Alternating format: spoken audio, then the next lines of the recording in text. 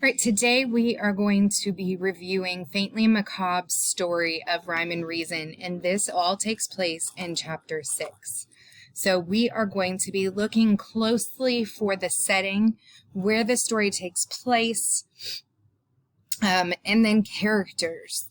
The prince or the king of wisdom, King Azaz, the math magician, and the princesses Rhyme and Reason. So as we are reading, we are going to pay close attention and look for those things. Once upon a time, this land was a barren and frightening wilderness whose high rocky mountains sheltered the evil winds and whose barren valleys offered hospitality to no man. That's a lot of words that I don't know. It was a barren and frightening wilderness. I know a wilderness is an area where there's nothing. It is just a wild land. So it's frightening, scary, and barren, which means there's nothing growing there. Whose high rocky mountains sheltered the evil winds and whose barren valleys offered hospitality to no man.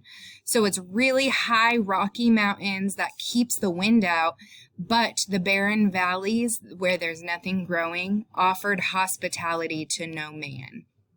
Few things grew, and those that did were bent and twisted, and their fruit was as bitter as wormwood. What wasn't waste was desert, and what wasn't desert was rock, and the demons of darkness made their home in the hills. Evil creatures roamed at will through the countryside and down to the sea. It was known as the land of Null.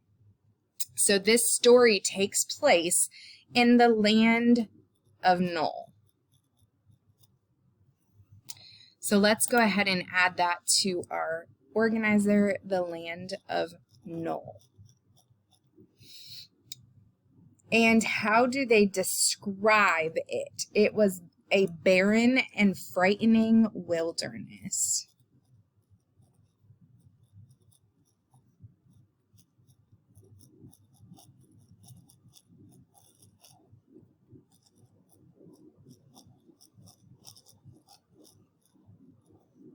That's exactly what the text says.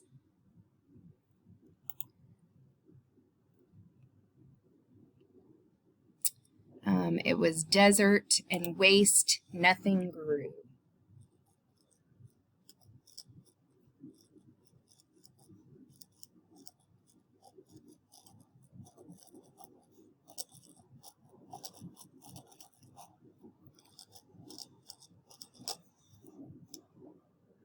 So I kind of picture it as just dead space.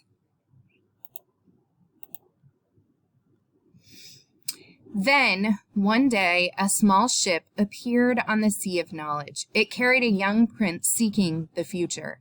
In the name of goodness and truth, he laid claim to all the country and set out to explore his new domain. So, in this wasteland area of Null, this dark, dreary, desolate place, a ship arrives and a young prince steps foot on the land. He is going to claim that as his own, and he's going to go explore the land. The demons, monsters, and giants were furious at his presumption and banded together to drive him out. The earth shook with their battle, and when they had finished, all that remained to the prince was a small piece of land at the edge of the sea.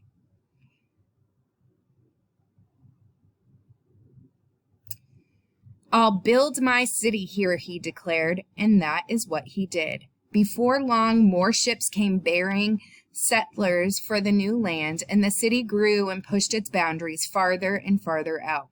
Each day it was attacked anew, but nothing could destroy the prince's new city, and grow it did. Soon it was no longer just a city, it was a kingdom, and it was called the Kingdom of Wisdom.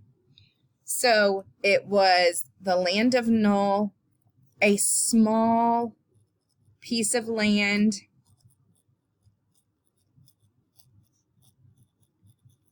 by the sea.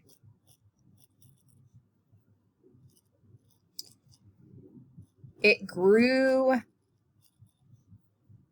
and it became the kingdom of wisdom.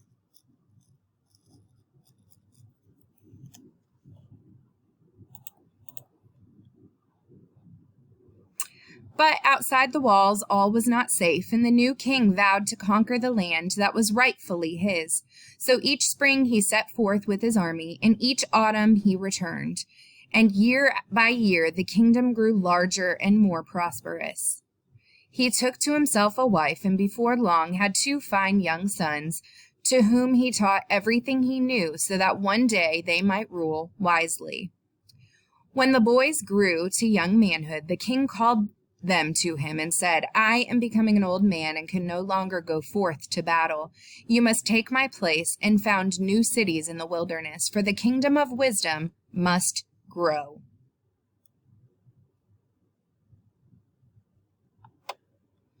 And so they did. One went south to the foothills of confusion and built Dictionopolis, the city of words. And one went north to the mountains of ignorance and built Digitopolis, the city of numbers. Both cities flourished mightily, and the demons were driven back still further. Soon other cities and towns were founded in the new lands, and at last only the farthest reaches of the wilderness remained to these terrible creatures, and there they waited, ready to strike down all who ventured near or relaxed their guard. The 2 brothers were glad, however, to go their separate ways, for they were by nature very suspicious and jealous. Each one tried to outdo the other, and they worked so hard and diligently at it that before long their cities rivaled even wisdom in size and grandeur. Words are more important than wisdom, said one privately. Numbers are more important than wisdom, thought the other to himself, and they grew to dislike each other more and more. The old king, however, knew nothing about his son's animosity, was very happy in the twilight of his reign, and spent his days quietly walking and contemplating in the royal gardens. His only regret was that he'd never had a daughter, for he loved little girls as much as he loved little boys. One day, as he was strolling peacefully about the gardens, he discovered 2 tiny babies that had been abandoned in a basket under the grape arbor. They were beautiful, golden-haired girls. The king was overjoyed. They have been sent to crown my old age, he cried, and called the queen, his ministers, the palace staff, and indeed the entire population to see them. We'll call this one Rhyme and this one Reason, he said, and so they became the princess of sweet rhyme and princess of pure reason, and were brought up in the palace. When the old king finally died, the kingdom was divided between the 2 sons, with the provision that they would be equally responsible for the welfare of the young princesses. One son went south and became Azaz, the unabridged king of Digitopolis, and the other went north and became the math magician, ruler of Digitopolis. And true to their words, they both provided well for the little girls, who continued to live in wisdom. So, the prince or the king of wisdom is, I don't believe that they said his name, but he is the dad of the future kings.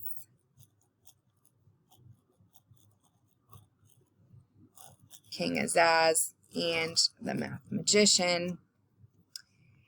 And he kind of adopts rhyme and reason.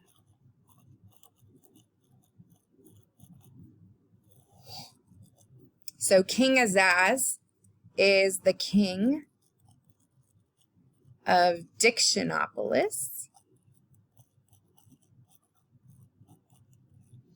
in the south. And then the math magician is the ruler of Digitopolis in the north.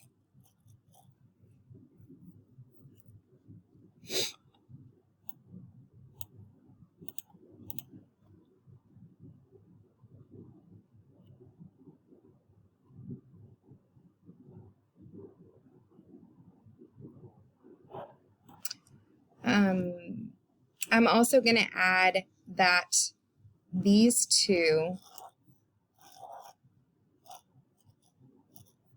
have animosity. They're mad at each other. Everyone loved the princesses because of their great beauty, their gentle ways, and their ability to settle all controversies fairly and reasonably. People with problems or grievances or arguments came from all over the land to seek advice, and even the two brothers, who by this time were fighting continuously, often called upon them to help decide matters of state. It was said by everyone that rhyme and reason answer all problems. So Princess and Rhyme and Reason, they were loved by everyone. They were gentle in their ways. They settle controversies.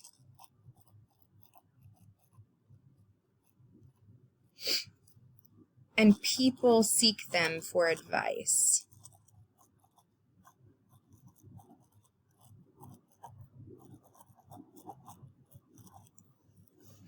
So far we have the king of wisdom, who is the prince at the time. He lands in the area.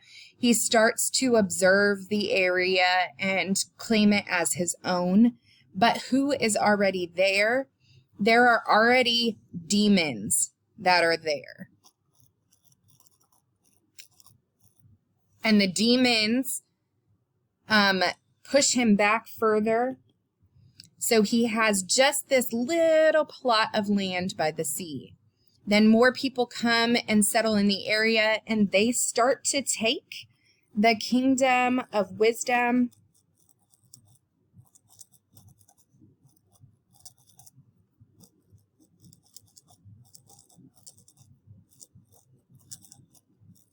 And it becomes more and more prosperous. Meaning it's doing better, it's successful, more people come. And so they took more and more land.